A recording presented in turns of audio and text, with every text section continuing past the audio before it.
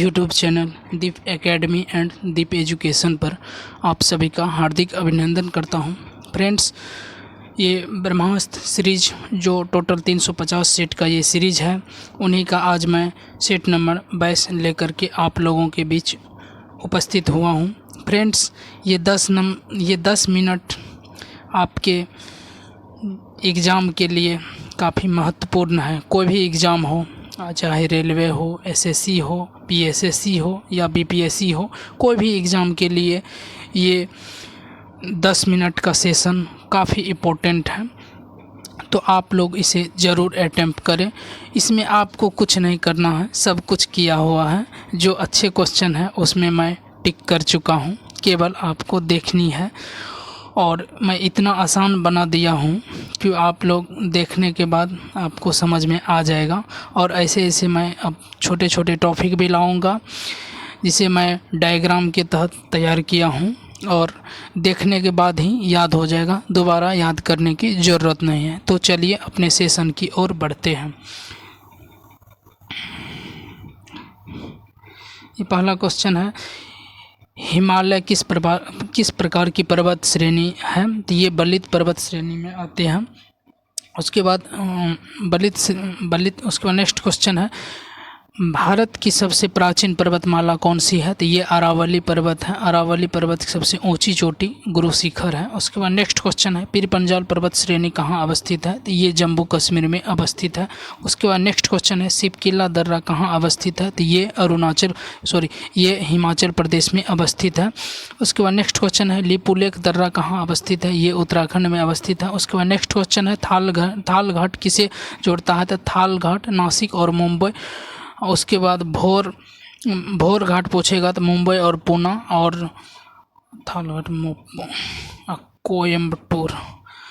उसके बाद है नेक्स्ट क्वेश्चन, कार्डेमोम की पहाड़ी, कार्डेमोम या इसे इलायची की पहाड़ी भी कहते हैं, ये केरल में अवस्थित है। उसके बाद नेक्स्ट क्वेश्चन है, भारत में सबसे बड़ा नदी मुख किस नदी का है? तो ये हुगली का है। उसके बाद नेक्स्ट क्वेश्चन है, बोमडिला दर्रा भारत के किस राज्य में अवस्थित है? तो ये हो जाएगा अरुणाचल प्रदेश में अवस्थित है। उसके बाद नेक्स्ट क्वेश्चन देखते हैं, सेबरॉक की पहाड़ी कहाँ अवस्थित है? तो ये तमिलनाडु में अवस्थित है। उसके बाद नेक्स्ट क्वेश्चन है, माउंट एवरेस्ट को नेपाल में क्या कहा जाता है? तो माउंट एवरेस्ट को नेपाल में सागरमाथा और तिब्बत में चोमोलुंगमा या पर्वतों की देवी कहा जाता है। उसके बाद नेक्स्ट क्वेश्चन है, उसके बाद देखते हैं, कोडाई कनाल पर्वतीय नगर कहाँ अवस्थित है? ये पालनी की पहाड़ी पर अवस्थित है, जो तमिलनाडु में अवस्थित है। उसके बाद नेक्स्ट क्वेश्चन है, माउंट एवरेस्ट को तिब्बत में क्या कहा जाता है? तो चोमोलुंगमा। वही नेपाल में पूछेगा तो सागरमाथा कहा जाता है।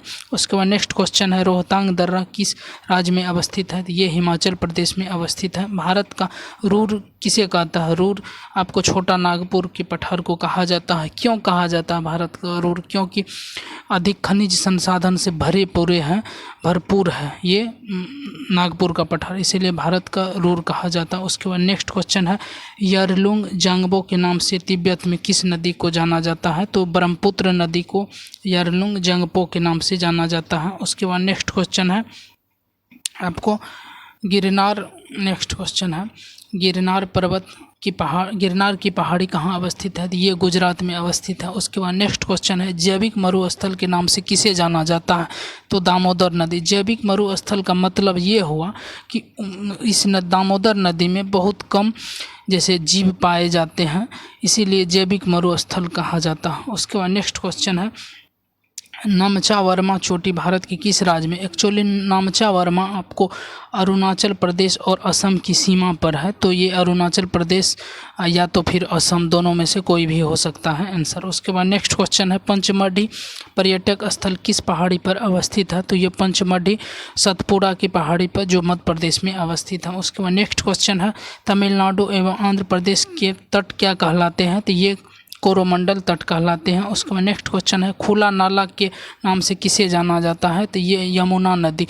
खुला नाला का मतलब ये हुआ कि उसमें जैसे कि बहुत सारा कंपनी जो दिल्ली के आसपास की हैं डायरेक्ट अपना कचरा को बिना फिल्टर किए ही उसमें छोड़ देते हैं, इसीलिए उसे खुला नाला कहा जाता है। उसके बाद नेक्स्ट क्वेश्चन है सबसे बड़ी नदी बेसिन कौन सा है, तो ये गंगा का नदी बेसिन हो जाएगा। उसके बाद नेक्स्ट क्वेश्चन है पर्वतीय नगरी ऊटी किस पहाड़ी पर अवस्थित है, तो नीलगिरी की पहाड़ी तमिलनाडु में। इसे उटक मंगलम भी कहते हैं, ऊटी को उटक मंगलम भी कहते हैं। उसके बाद नेक्स्ट क्वेश्चन है भारत की सबसे ऊंची चोटी K2 किस पर्वत की श्रेणी में है, तो आपको K2 के से कराकोरम, तो कराकोरम का भाग ही जैसे K1 K2 K3 K4 इसी तरह डिवाइड किया गया है। तो K2 में जो सबसे ऊंचा है वही सबसे ऊंची चोटी है कराकोरम का। उसके बाद नेक्स्ट क्वेश्चन देखते हैं। नेक्स्ट क्वेश्चन है आपको दक्षिण भारत की ऊंची चोटी कौन सी है, तो ये अनाई चोटी है। उसके बाद नेक्स्ट क्वेश्चन है गंगा की सबसे लंबी सहायक नदी कौन सी है, तो यमुना हो जाएगा। उसके बाद नेक्स्ट क्वेश्चन है गारो खासी एवं जयंतिया की पहाड़ी कहाँ अवस्थित है, तो ये आंसर हो जाएगा मेघालय में अवस्थित है। उसका नेक्स्ट क्वेश्चन है लूनी नदी कहाँ में गिरती है या विलीन हो जाती है, तो कच्छ के रण में गिरती है। लूनी नदी क्या कहते हैं हम आपको, लूनी नदी और अरावली पर्वत से निकलती है। लूनी नदी पूरब साइड से निकल कर लूनी नदी पश्चिम साइड से निकल के कच्छ के रण में गायब हो जाती है। वही बानस नदी पूरब से निकल करके यमुना में मिल जाती है। उसके बाद नेक्स्ट क्वेश्चन है खैबर दर्रा किसके बीच अवस्थित है, पाकिस्तान और अफगानिस्तान के बीच अवस्थित है। चलिए उसके बाद नेक्स्ट क्वेश्चन देखते हैं अरावली।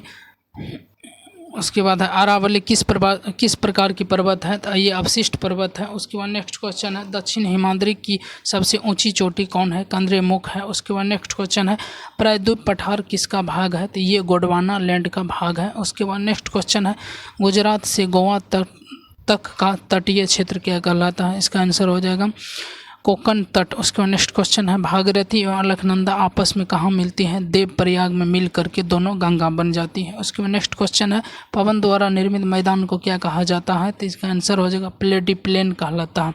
उसके बाद नेक्स्ट क्वेश्चन है सतपुड़ा की रानी किसे कहा जाता है, पंचमढ़ी को कहा जाता है जो मध्य प्रदेश में अवस्थित है। उसके बाद नेक्स्ट क्वेश्चन है महादेव की पहाड़ी कहाँ अवस्थित है, तो महादेव की पहाड़ी मध्य प्रदेश में अवस्थित है। उसके बाद चलिए नेक्स्ट क्वेश्चन देखते हैं